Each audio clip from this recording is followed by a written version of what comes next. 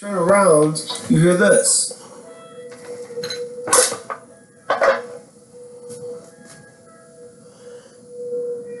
And you start to see a golden light, and it's the Ark of the Covenant that was left behind by Melchizedek. And there is an archangel there, Michael, and there are, I believe, 2 cherubim and 2 seraphim, and they are guarding with fire, like a rings of fire, this floating box, if you will, that you remember very well, Penn, from earlier episodes, the Ark of the Covenant.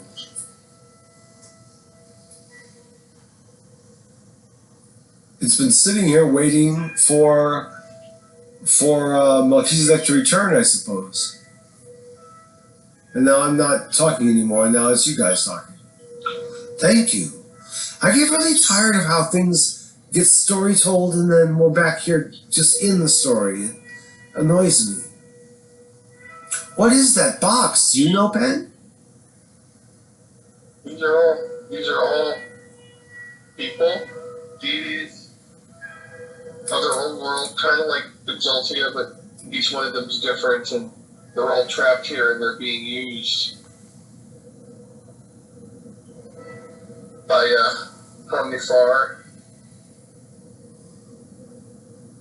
That is, do you know much about who Omnifar is? No, but I'm thinking if anyone's going to get near that box or those angels, it's probably you guys. Alright. Ooh. And you see that forgive me, Tobit, Cassandra, and Isabella are the 3 of them again. Did Mir and Saltame come too? Or did they come in, are they all in Penn? They're all in Penn, they're all in XALTIA. Well, I was going to say that before the portal closed, the little tardigrades came out and went into my terrarium. Well, excellent. What was the original mission that was here? Why were we in this crypt in the first place? I remember that I ended up here with Melchizedek. We were grabbed by a celestial hand during a fight to escape the green dragon rage. Well, we came to a conclusion. The green dragon wanted us to go on a mission for them, but when it comes to dragons, most of that stuff is pretty inconclusive. Yeah, I would only imagine. I don't really know dragons in my world. So let's think of it as this: we all got mixed up. The world got devoured and regurgitated, and we're all mixed in with all sorts of stuff. I mean, stuff as in ethos or frames of thought, or I don't know. We're in some kind of maybe afterlife. I don't know. Am I dead? I don't think. Down. Sometimes I think I'm dead, and sometimes I think I've never lived at all, and that I'm just an imagination. But it's hard to know what any of that means. Given enough time, we'd all be all of that at once. I remember early on, Melchizedek led us in a meditation, and we became the gods of these sarcophaguses. So now I know. Where do these sarcophaguses, you say the sarcophaguses are being drained of their energy. How is that being done? They seem more or less just big stone boxes in an empty room.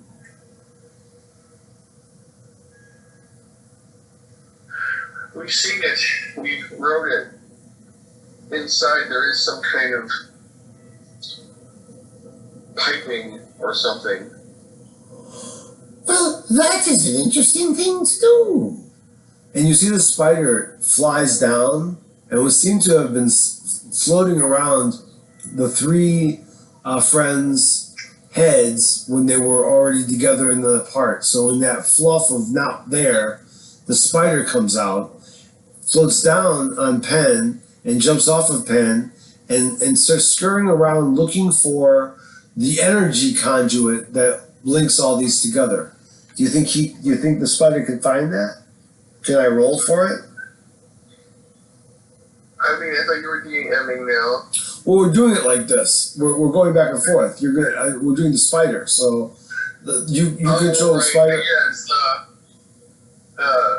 Spider is trying to find that energy conduit, which you may remember, literally, Gale, you might remember, but also Penn may or may not remember, as it was the thing that was linking all these, and then they never followed it out. You were on your way to follow where it went when you got attacked.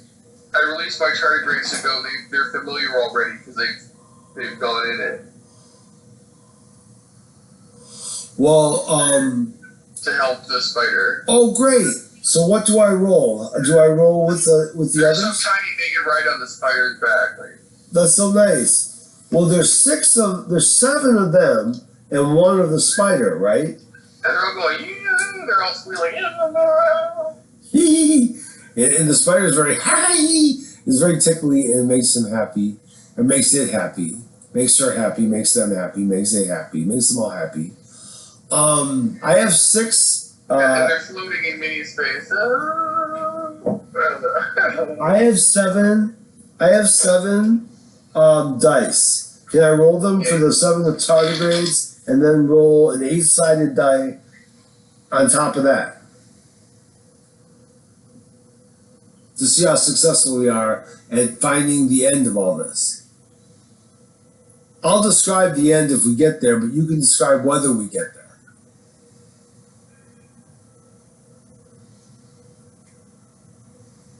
I'm listening. I'm asking you. What? Can I roll the 7 die for this tardigrades and then roll an 8-sided die for my thing? And if you can come up with whether that wins to how much of the conduit I get to see. That's it. The plan of the conduit goes to 100%. Let's just say 100%, okay? I'll roll these and you. Ones. Huh? No one rolled. I was gonna roll these 7 right now, and then the 8-sided dice for me also. To do what's going on? If I roll well enough, you tell me how much of the 100% I see. If you say 90%, I'll decide what that means. If you say 20%, then of the conduit beneath all the tomb. I'm trying to come up with. You know how last time the spider went through all the pipes and made a huge big web everywhere? Yes. Along with the tardigrades, I want their help to do that kind of thing. So can I roll these dice? Yes, sir. And here they are. And I'll roll my 8-sided dice for the spider. So I have this. I have 4, 5 is 9, 9, 2 is 11, 11 and 4 is 11 and 4 is 15, 15 and 3 is 18, 18 and 5 is 23, 23 and 1 is 24, 24 and 4 is 28. Is that right? I don't know. What is 18 and 5? What is 18 and 5, Gale? 23? Okay, then 28. No, I got 28 then. What do you mean? I rolled a 28. Okay. How good is that in your opinion? To what? It's up to you to decide. How hard will this be?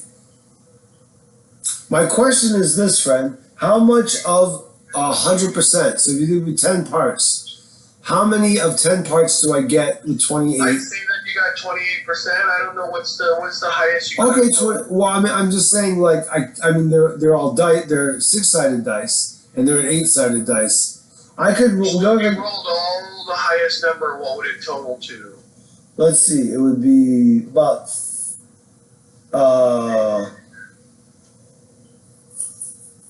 6 times 7 is 42. It would be 50. 50. So 28 out of 50.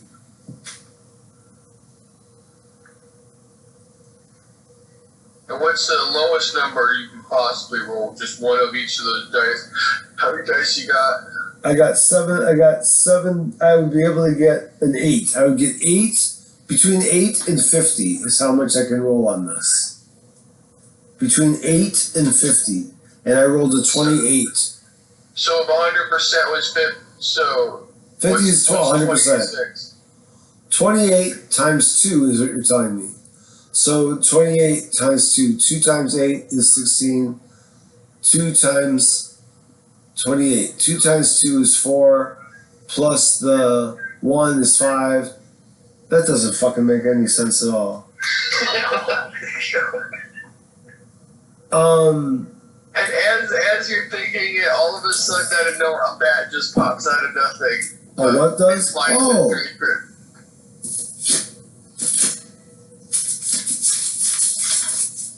I look at the map and I see that, wow, some of this is obscured, but I can see where some of it is.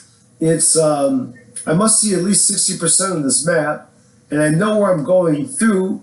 It must all lead there, to the center. We talked about that. It all led to the center. Yeah, but what's there when we get there? Well, if I can, I'd like to roll to see, should I roll a 20?